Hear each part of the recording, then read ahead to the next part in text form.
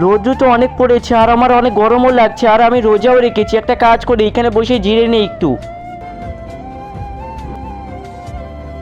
কি রে ভাই, কাজ করা বাদ দিয়ে বসে আছিস কেন? কিছু না সাহেব, এই রোদ্রের মধ্যে না আমার মাথা ঘুরছিল, তাই একটু জিরিয়ে নিচ্ছি।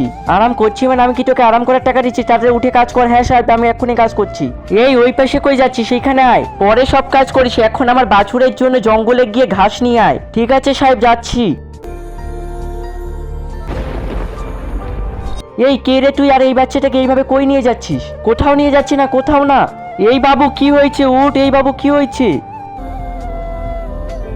আরে এত সময় হয়ে গেল, ও কোথায় গেল? আর আমার বাছুরকে এখনো খাবার খাওয়ায়নি। এই তোকে আমি বাছুরের জন্য ঘাস আনতে বলছিলাম না, ঘুরতে যেতে বলছিলাম? স্যার ওই বাচ্চা? কোন বাচ্চা? তুই এখান থেকে চলে যা, আর এখানে কোনোদিন কাজ করতে আসবি না আর। ঠিক আছে সাহেব, আমি যাচ্ছি। আরে এটা তো আমার ছেলে। রাহুল, কি হয়েছে আমার ছেলেকে? তাড়াতাড়ি বল। বাবু বাবু, কি হয়েছে তোর? বাবা বাবা। রাহুল, তুই আমার ছেলেকে কোথায় পেয়েছিস? সাহেব, একটা লোক না তোমার ছেলেকে জঙ্গলে নিয়ে যাচ্ছিল, তখনই আমাকে দেখে, তখনই তোমার ছেলেকে রেখে চলে যায়। দাঁড়াও, তুমি আমার ছেলেকে বাঁচাইছো, এই ঋণ আমি তোমার কাছে কোনোদিন শোধ করতে পারবো না। তুমি এইখানে কাজ করবে, তোমার আর কোনো জায়গায় কাজ করতে হবে না। থ্যাংক ইউ সাহেব। গাইস, এরকম ভিডিও দেখলে ভিডিওটা লাইক দিয়ে চ্যানেল সাবস্ক্রাইব করে দিয়ে যাও।